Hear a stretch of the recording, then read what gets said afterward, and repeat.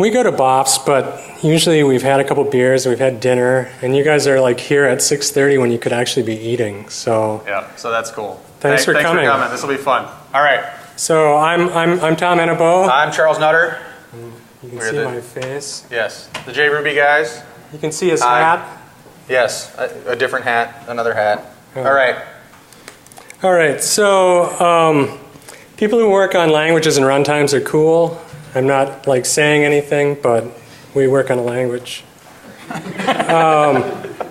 And hopefully we don't say anything negative about people who work on languages, because we know it's a lot of hard work, and we do actually appreciate that people have this adventurous spirit in making languages. Right. There's some goofy topics and goofy languages that we'll have in this talk, and we know we mean no disrespect to the people who have poured their lives and their hearts into making these bizarre and useless languages. And most of the useless and bizarre languages are intended to be so. Right. So hopefully they understand that they've made a bizarre language. Okay. So the great thing about Java is when they built it, they decided to go and build to Java bytecode. So they had this first language that everyone used, but then they also sort of had this hidden language. I mean, it was in the spec and so forth. And by Java 1.0, we started to see a proliferation of various languages. This is kind of frustrating to me because there's been this debate about the Dart VM from Google. They decided to go with a source-based VM. Basically, it takes the source and goes directly down to compiling it. There's no bytecode VM. And I think we've had so much benefit out of having a bytecoded VM for the JVM for years. All the different language implementations, all the different ways to do things. It just seems like hubris to believe that Dart is the only thing anyone's ever going to want to write for that VM. So I think the JVM's had it right for a long time. That's right. So the first section we have are alternative implementations. There's a small theme here on movies. Had we had more time, Obi-Wan would have had James Gosling's head pasted over that, but it didn't happen. So we have one question. How many people know what Rex is? Any Rex programmers? Okay, well, there's about 5. All other languages are fairly recognizable, but this one has slightly special mention because it was a scripting language developed for OS/2, and at some point they decided, this is a pretty good language, we better port this to other OSs. And then they made NetRex. The problem with that was that it wasn't actually compatible with Rex. So, little interesting weirdness with IBM. Any Ada programmers here? Anybody done any Ada work? Wow, awesome. Too sweet. That doesn't come up much. There's probably 1 or 2 COBOL folks, maybe? Back in the day? No? Yeah.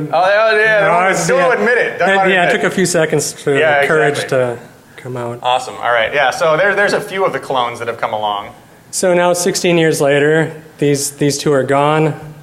However, people like making clones of languages, and so there's still, Ada's still alive, and now there's 4 different versions of COBOL, including a micro-focused JVM visual COBOL. I think we can pretty much gauge that to be 2001 or 2002 based on the word visual. It was before E became popular. Yeah, it should be E-COBOL, most likely. And it's also proof that the marketing branch of this company probably came up with this name. Kawa didn't go away, and it's still maintained by the same guy today. But I think this proves the point that everyone who decides to write their first language will start with Scheme. Yeah, there's a lot of them in here. I mean, it's kind of amazing that there's this many Scheme implementations, because Scheme is not that complicated a language. Well, you could just use Kawa or Cisc, and they'd be just fine, but they're done. We need 6, and we need PS3i, and Hot Scheme, and all these other ones, too. Jasi Himanshu. Yeah, nice. That's awesome. Okay. I didn't expect this. How many people program in Pascal today? Today? Yeah. How many people have ever programmed in Pascal? Yeah, lots of folks. Yeah. So there's interest, obviously, in having a Pascal on the JVM. It's not too surprising that they made it, and if it compiles down to P code, then a P code interpreter is very simple to make as well. Yeah, for sure. Like Javascal is a good name. Oh, the best name. Midlet Pascal. The best name right here is Pascal interpreter in Java. Yeah, someone really reached for that one. They went really creative on that name. If you there's you, Pascal. Pascal, that must be. There you go, 2004. 2004, yeah. Okay. Speaking of using letters, there's an awful lot of languages that just prepend J on or get playful. Stuff a J in there somewhere. Yeah, of course. Including JRuby. We weren't responsible for that. We started the project a couple years after it got started. Yeah, we probably would have chosen not to have a J in the name, given the implications of the J. Erlang's actually an interesting one in here. We don't talk about it much later, but Erlang on top of the JVM and actually performs and does a whole bunch of things a lot better than the Erlang VM right now. So a lot of these implementations are not even jokes. JRuby is an excellent Ruby implementation, probably the fastest. Jython was the fastest for a long time. It still is for many things. Jaskal, I think they have some challenges. Monad stuff is difficult to do on the JVM. But Erlang, the JTickle stuff, a lot of these languages actually do a pretty good job of re-implementing whatever that language is and doing a better job of it on the JVM. I've never thought of this, but if we could actually change the name of JRuby, what the hell would it be? That's a good question. Fast Ruby. Yeah, Juby, yeah. I tried Juby, and a couple of my friends said that you probably shouldn't use that one. So, but yeah, I don't know. We should go with like a Fast Ruby or Awesome Ruby or something. That's what the Ruby guys seem to like. Hot Ruby. Oh, no, wait. Hot Ruby's already used. Yeah, Hot Ruby's already out there. All right. There's a huge space of languages. Wikipedia has a nice list of languages, and then there's another site, and unfortunately we don't have these links at the end of the talk, but when we upload the slides, the links will be on the last slide. But it's a great site because it lists all the languages that are written on top of JavaScript VMs and Java VMs, and there's like 800 of them. Yeah, there's literally pretty much every language that's out there. There's some implementation. Notice C is on here as well. There are C translators for the JVM, and C are native translators that turn native binaries into binaries that can run on the JVM. We'll talk about a couple of those later.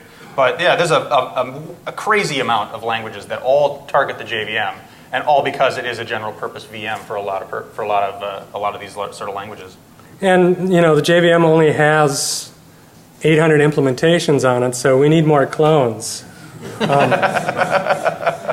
And the truth is, it's a lot of fun to work on a runtime because, let's face it, how many software projects do you get to work on where you actually know the requirements before you start? Yeah, 100% of the requirements. Just pick the language specification out and you're ready to go, right? And I guarantee you'll learn tons of things you never would have realized had you not worked on a language implementation. Right. Tom's fond of saying that the original reason he got into JRuby was because he thought it'd be a great way to learn Ruby. But it turns out that's not so much. You learn all the nasty parts of Ruby. And you learn how the JVM works and doesn't work, but... In every corner case of the language, which are really the things you don't want to know. So there's a challenge, and there's enough people here where I think this challenge might actually happen. There is no implementation of the PIET language. Now, the PIET language is awesome. There's two programs listed there. The one on the left prints PIET to the console, and the one on the right prints Hello World. And just basically what happens is you start up in the upper right-hand corner, it looks at the color and the brightness, and then decides what to do from there. And it's a stack-based interpreter, and it just pushes values and just kind of roams around until it stops. Like a little state machine based on Piet Mondrian paintings. It's awesome. I'm actually curious if any of his real paintings could be interpreted as doing something. I wonder if anybody's tried that. Piet's practically a real one. It is. It looks like it could be hanging in the Louvre or something, for sure. So this is probably it's probably 1,000 lines of code, and you could. Yeah, it'd be an easy one. If you want to add another clone or add another language to this list, we need a JPIET desperately. That'd be awesome. One thing I did notice is a lot of the clones aren't so true to the original. I downloaded JPerl and then put print hello world, thinking it would print out.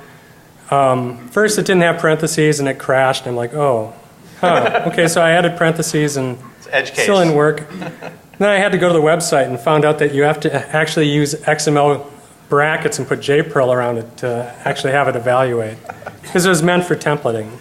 So interesting decision, and not just be able to execute a Perl script directly. But you would think for debugging, you should at least have a flag, right? You don't have to have tags in it to get the program to run. It doesn't have -E. Yeah, so whatever. All right, so now we'll kind of go into some languages that are a little bit more practically oriented. They're languages that have been talked about as possible Java replacements in a lot of cases, and like Chow Yun Fat, we're looking for a better tomorrow for the JVM, or really a better Java. And so there's lots of languages. So every year there's a new language that someone says is going to be the replacement for Java. And it really all kind of just boils down to marketing at some point. Every one of these languages has certain things they do better than Java, certain things they do worse than Java, and a lot of them fit into particular domains, even within more general purpose languages like a Scala or Ceylon. And we have to point out, we're not saying these projects are saying we're better than Java and we want to replace Java, although maybe some of them have. But this is mostly bloggers and evangelists. Right. So, I mean, any of these languages wants to get users. They look at the pool of 9 million, whatever the number is this year, Java developers out there, and that's where you go after, right? We're better than Java, use us instead. And really, the point of all this is that we have the choice. We have options of all sorts on the JVM. We can use different languages for different tasks and let them fit where they're supposed to be. And some of these guys, they don't seem to do the best job of marketing, because Extend, if they would have gone and searched for this, there's actually another product named Extend that is really not a good image to be sending. Or maybe it's the great image to be sending. I don't know. It really doesn't make a whole lot of sense that they choose that name, but whatever. We let them go with whatever name they want to have.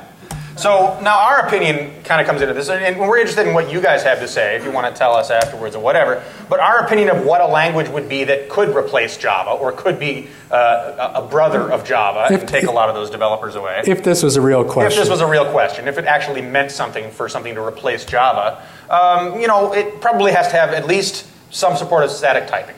Either partially statically typed or partially dynamically typed, but static typing has to be an option so that you can get down to raw performance if you need to. Primary requirement, very simple one. Probably not too far away syntactically if we're talking about drawing Java developers away from that Java language. So we're pretty much stuck with like C-style syntax for the rest of our existence on this planet, unfortunately. It cannot ever be perceived as slower than Java. This kind of plays in with static typing. We need to be able to write code in whatever that new language is that is guaranteed to have no performance impact compared to writing, just say, the equivalent code in Java. Otherwise, why would you use Java for it? But the perception's an important point too, because how many years have you had to walk around and talk to C++ programmers and they're going, oh, Java's slow. Right. So it's very much a perception issue. But it has to be at least be a language that can be perceived as equivalent performance to Java. And no runtime library is one that I think everybody seems to be missing the boat on. Well, not everybody. I did. Hey, let's go back to that previous slide. Oh, Mirah. Yeah, maybe another language thought about that. But a no runtime library is a key requirement that I think. You need to be able to get down to the point where you compile, source in, get class files out, maybe a small jar file out, and that's it. Languages like Groovy, JRuby, Clojure, Scala that have 1, 2, 5, 10 megabyte jar files that you have to ship along with it, you're limiting where you can deploy this, you're limiting what you can do with it. I think anything that's going to replace Java needs to be able to just run like Java does with raw class files and not have a big dependency. So JRuby works quite well on Android for writing apps, but because they didn't want to download a 10 meg jar for every app, they actually have it as an app dependency. So you have to download 2 apps. Yeah, so that's the kind of tricks that we have to pull to get around the fact that we've got this runtime library. And if you're doing big enterprise applications that are 50 to 100 meg WAR files or EAR files anyway, maybe it's not as big a deal, but being able to just get source files in, class files out is a major benefit. I think it's a requirement for someone to actually take over Java.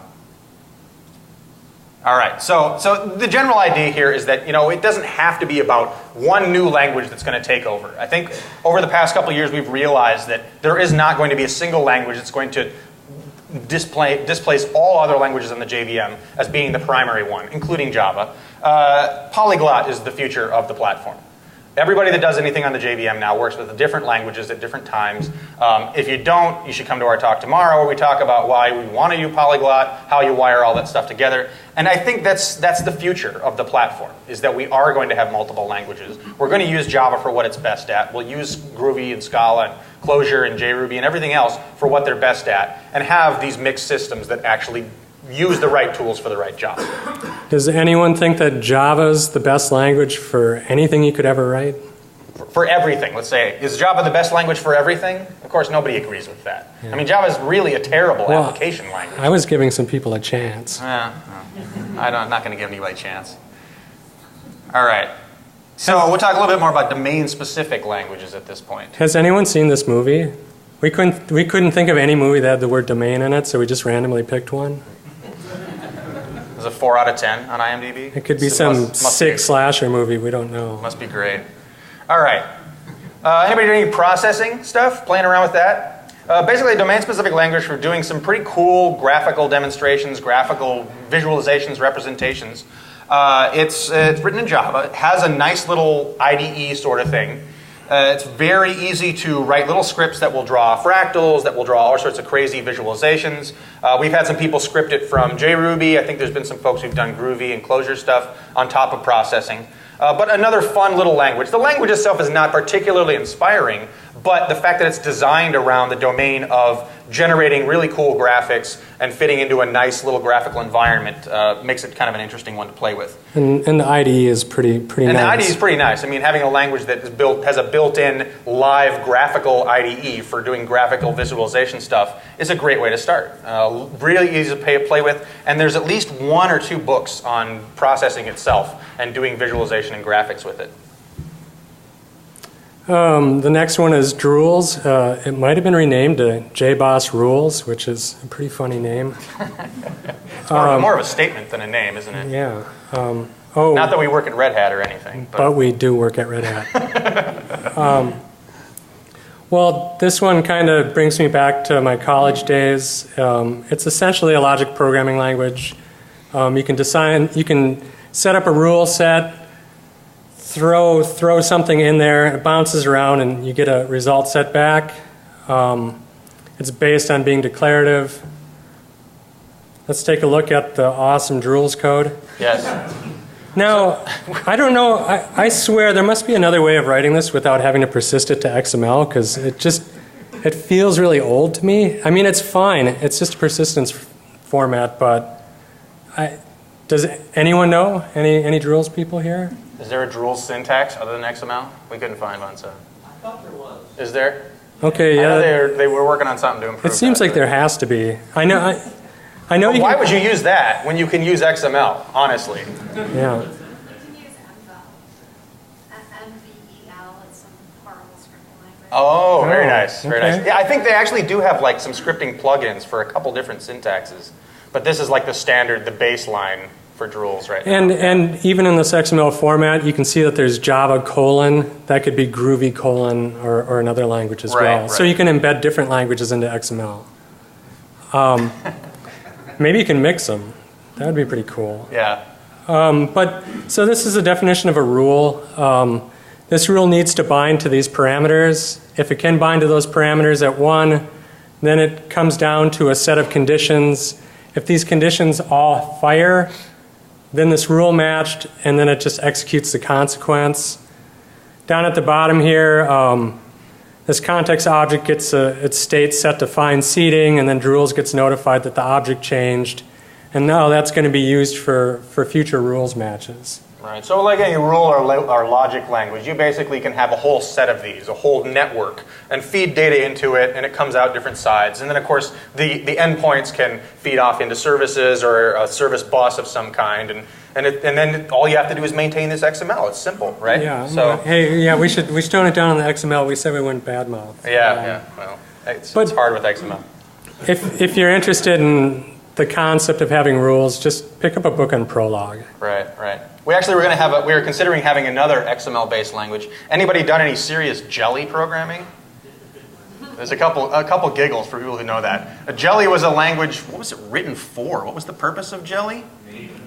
Maven, that's right. Oh, that's yeah. right. It was written as a scripting language for Maven. And since Maven is all XML, naturally Jelly had to be all XML too. So that's a fun one. We decided not to go throw 2 XML languages at you at the same time. We'll move on from that. Frink. Has anybody ever played with Frink? A lot of fun. Anybody that has an Android phone, you can install a Frink application anytime you want. It's in the market. So I like this quote. I think this is true too. I thought it was true. This is what it's eventually going to end up. You can do the voice. You got to do the voice. I'm not going to do the Glaven. No, Okay. We'll move on. Okay, so Frink, the language. The language itself is not, again, particularly compelling as an interesting, expressive language. But Frink is basically a language built around a database of all sorts of different measurements, volume, weight, historical weights over time, currencies, pretty much any sort of metric that you can imagine for measuring. You have various conversions between them.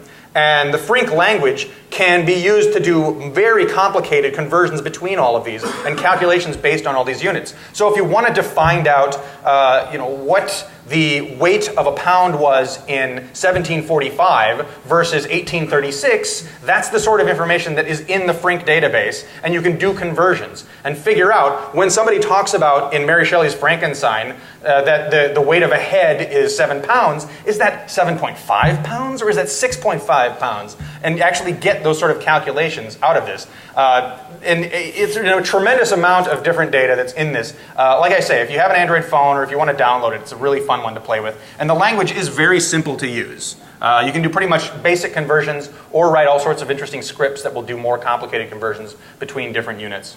And it's pretty awesome to see English and metric measurements mixed together. Yes, yep, all just naturally. Because it seems like half the time I actually do something at home, I'll have a mixture of instructions with English and metric. I have strange instructions, I guess. So this section is on languages that aren't directly implementations of other languages. They're perhaps inspired by them, and they're not particularly domain languages. And I think these people get an extra tip of their hat because they're doing what everyone who goes to computer science, gets a computer science education does, is it's the dream to write your own language. And they're, in a way, they are bearing their own souls because as soon as someone publishes a language, there's going to be a whole bunch of blogs going, wow, that sucks, they should have used Go. And that's shitty. Don't do that. Yeah, there's very personal decisions that go into designing a language and deciding how the syntax works and how the language feels. Even if you get to the certain level, what the type system is. Scala is Martin Odersky. I mean, if you read Scala and you understand Scala, you will see into the mind of Martin. And ripping on a language like that and something that somebody's put a lot of time into is really tearing down them at a core level. So we have a lot of respect for the language authors that come up with totally new and totally interesting ways of expressing programming. In fact, the same can be said for any library as well.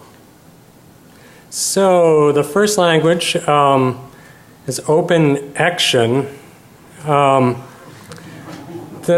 underlined part is the interesting part of this language for me. Curly brackets are cryptic. So let's see what this language looks like. Now there are a few symbols in here. There's less than, equal. These are well-known mathematical symbols. Any small child will know what these are. But now look at that bottom line and read it.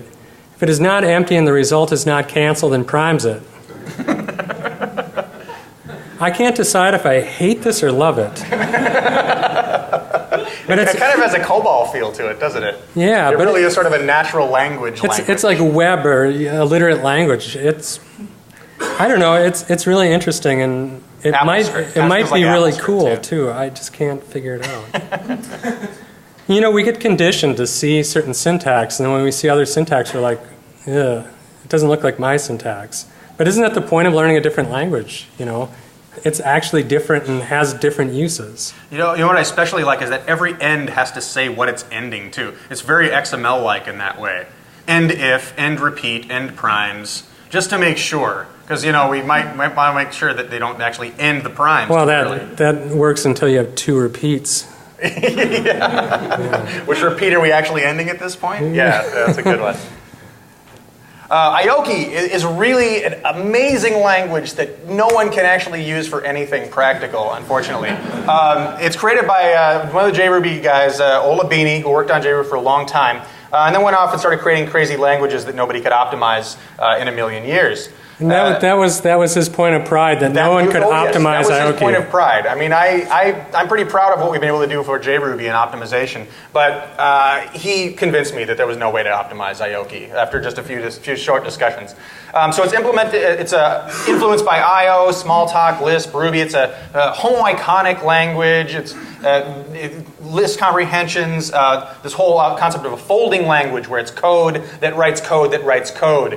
You can write macros that will modify the currently running caller's AST and change the way that it actually functions at runtime. This is a nice quote from Steve that, you know, folding languages are kind of a wizardry that you can write in languages that write code, that write code, that write code, except that everyone's going to hate everything that you write in that language and hate you for being someone that can write that. 90% of the devs will whine. Yeah, 90% of the devs will claim they can't read it and whine a lot about it to their bosses. So again, very expressive, very powerful languages that no one really wants to use. And Ola can write anything in 4 lines of Ioke. Oh yeah. So it's a very practical language, but you have to be Ola. You have to be Ola. That's the problem. It's a domain-specific language, then the domain is Ola Bini. But incredibly powerful. All right.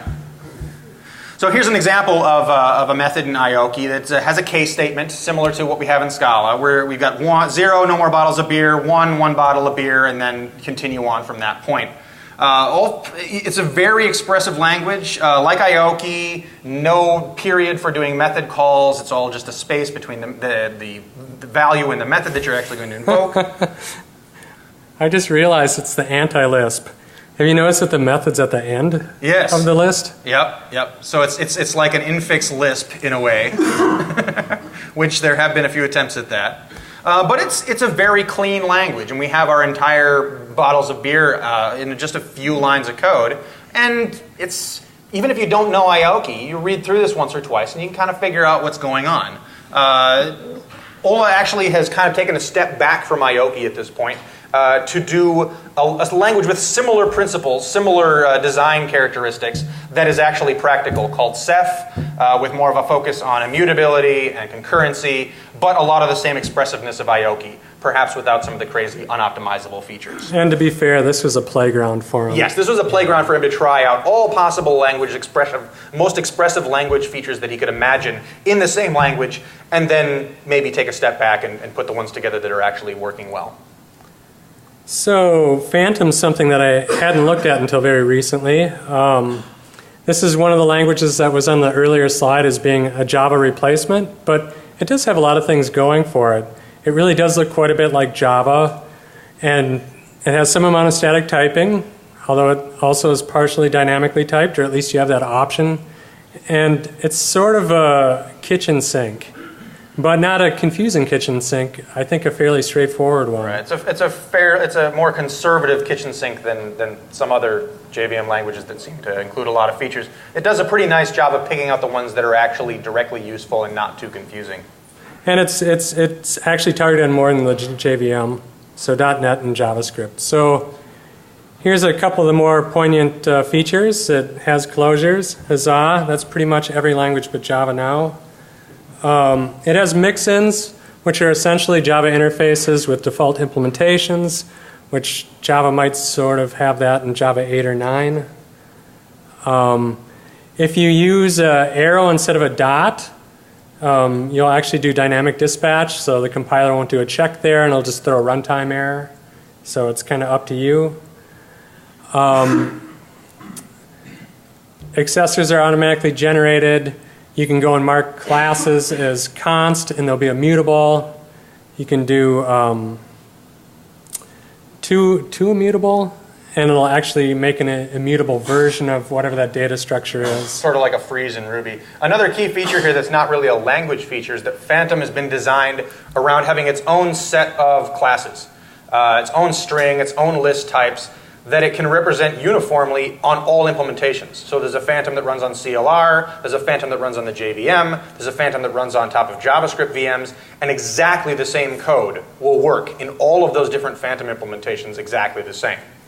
So it was more of a design principle of being cross-platform with a lot of nice features, maybe not integrate with the platform directly as well, but a language that you can use everywhere. The JVM wasn't portable enough. Yeah, the JVM is not portable enough, apparently. Okay. All right, so Mirah is a language that I worked on for a while. Now some other folks have taken it over. I made that logo. I love it.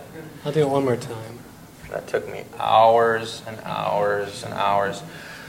All right, so Mirah is, well, at the time I was working on it, it's kind of my image of what you would replace Java with. It's a nice syntax, a Ruby-like syntax. Some people like Ruby syntax, some people don't, but it's not too far off from Java for the most part. It's not Ruby and it won't run Rails, but I don't like writing parsers, so I just use Ruby syntax. It's beautiful, clean, simple like Ruby, and it has a lot of the same design principles that we talked about earlier. A Mirah script, a Mirah file goes in, you get a Java class file out, and that's it. No runtime dependency of any kind. It is essentially identical in performance and pretty much identical at the bytecode level to what you would get writing the same Java code.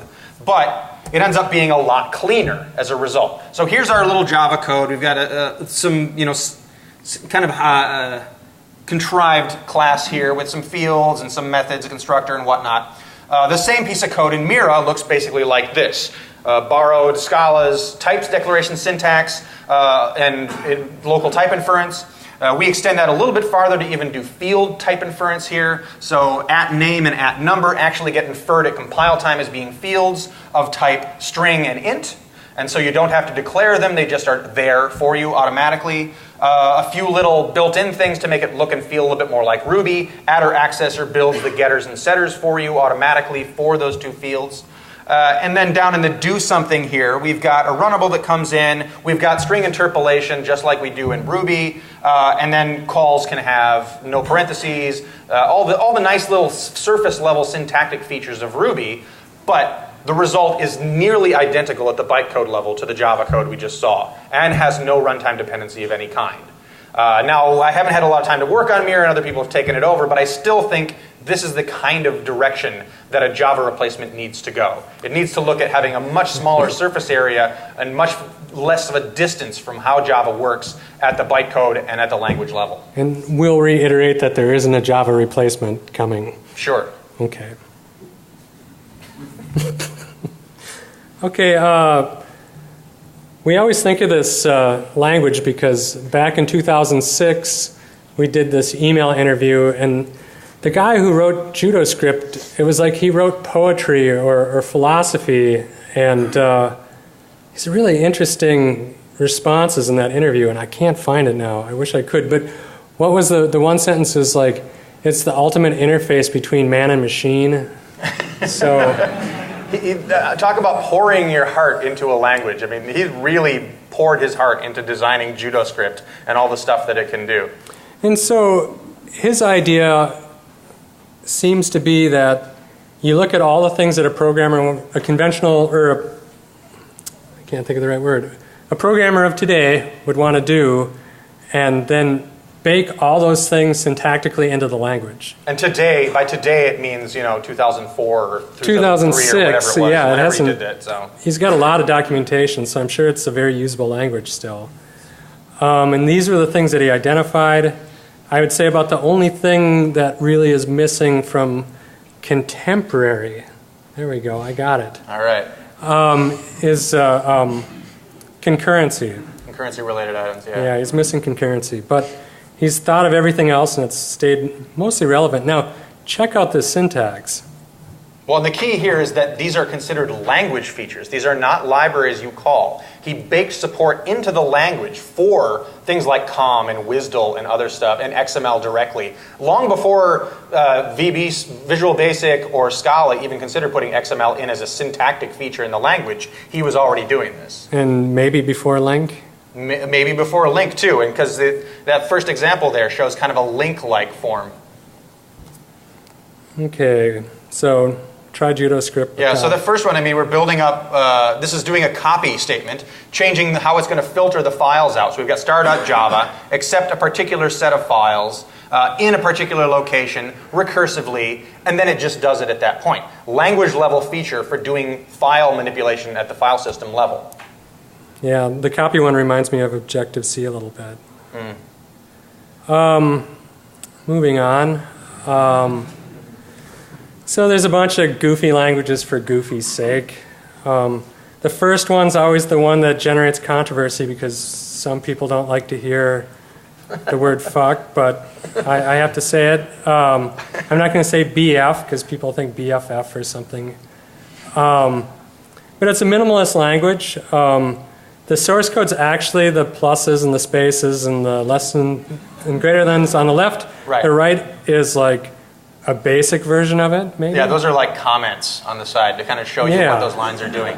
So the left is the code, and that's all there is to this language. So it's meant to screw with your brain, which, you know, they could have maybe picked that. Has anybody ever looked at the language called whitespace? Yeah, whitespace is my favorite, honestly. Whitespace basically does a similar thing to brainfuck, but all of the tokens in the language are various Unicode and ASCII whitespace characters. So you look at a piece of code and it's basically just blank. And you have to like turn on all sorts of highlighting to see what the code actually is. If you do want to play with this on the JVM, search for ook.jar. I don't even think there's a page for it. Yeah, you'll find it out there. There is an implementation. There's probably a couple implementations for the JVM. It's not a difficult language. I wouldn't say it's too tough to make. Yeah. Speaking of not too difficult to make, people have heard of RISC. This guy took it one step further and made MISC. It only has a single instruction. The instruction does have 4 words, where the first word is a relative address. The second word is either a relative address or a number. The third word is a relative address or a number. And the fourth one is just bit split and broken apart to figure out what to do with that one instruction. So it really is either 8 or 16 instructions. Kind of cheating, but yeah. Whatever. It's funny. Now, even more enjoyable is he decided to one-up brainfuck and actually implement his own interpreter of brainfuck in MISC. And there it is. So. That's beautiful. Should be a t-shirt. Does anybody know what language we're going to cover next? Some people might. All right. Yay, LOLCODE. LOLCATs. And this, we tried to find a logo for this, and oddly enough, the only logo on the Java implementation of LOLCODE is this cat with the words Java CC in front of it. I have no idea why, because it's a completely separate project. But the grammar was probably written in Java CC. So yeah, so it's Java CC plus cat equals LOLCODE, and that's how they got the logo apparently. So we were surfing for these images last night. Yeah. And it was difficult to find the right one, so we kind of have a runner-up here. Yeah. So this one's pretty good too. Lolcat.java. Like, be this cat. Come on. Yes.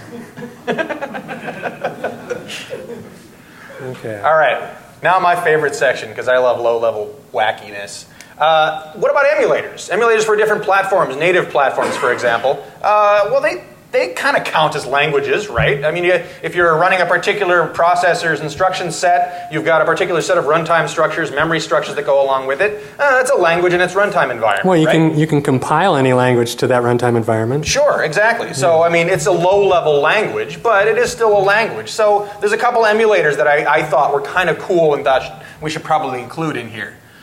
So the first one, anybody ever played with NestedVM or seen this before? This one's actually amazing because it's in practical use right now. NestedVM is a MIPS emulator written to run on top of the JVM.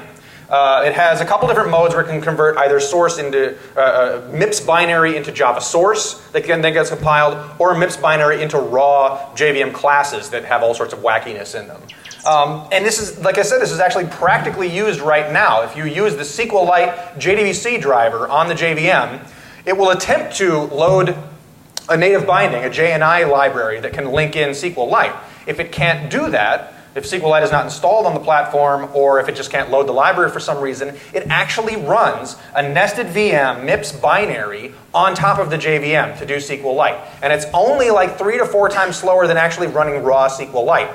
The JRuby SQLite support for Rails and whatnot uses that driver, and on a couple platforms it actually does fall back on NestedVM. So here's the basic sequence. You need to get a cross-compiler for MIPS, which is by far the most difficult part of this process. I have never successfully gotten a cross-compiler for MIPS to work properly for me. But once you can compile it into a MIPS binary, you can translate it either into Java source, which then gets compiled, and the source is horrendous, absolutely horrendous. If you ever want to see the worst Java source ever, it's amazingly bad. Or you can go straight from the MIPS binary into a JVM class file or jar file, and then it runs on top of the VM in its own little virtual memory space. It's bizarre. And what's most bizarre is that the performance actually isn't that bad. When you talk about emulating a processor on top of the JVM, and we're only looking at 5, maybe 10 times slower than actually running the native processor directly. And this may even improve over time as the JVM gets better. It's kind of amazing you can actually have an emulator do this well on top of the JVM. And so if we're going to go with emulators, and not a lot of people are running MIPS systems, why don't we go all the way to x86? So the JPC x86 emulator is, again, a pure Java x86 implementation on top of the JVM. It's actually good enough to run lots of different DOS games, even some of the DOS games with memory extenders for DOS 4GL and things like that. It can run Linux even with a GUI environment on it. And there's a whole bunch of other stuff that you can do, and this is still an active project. Here is their lovely diagram that shows, we can run Office and Internet Explorer on top of a PC, or we can run it on top of Windows on top of JPC. So PC, running Windows, running a JVM, running JPC, running Windows applications. Obviously something that you need to do in your daily life. Why did they stop there? Yeah, well, exactly. This is Inception. This is like emulator operating system Inception here. We have how many VMs involved in this process? There's like 4 here. So, all right. So now that's not as interesting, running Office stuff. But if you go to the JPC site, you'll search for it, they have applets that will boot up various DOS applications or a Linux environment in an applet window. And this one, so we're booting something, hard disk image, floppy image, we've got an ISO loading the compiled stuff. And here we go, we actually can play Doom on top of the JVM, not a port. This is an unmodified copy of Doom running on top of an x86 emulator on the JVM. And if that doesn't show you that you can do anything on the JVM, I don't know what will. All right, so that's all we have for tonight. Hopefully you all can get out and have a good dinner if you haven't already, or get to some of the parties in town. And we're willing to wrap with you guys for the next 3 or 4 minutes here. Thank you.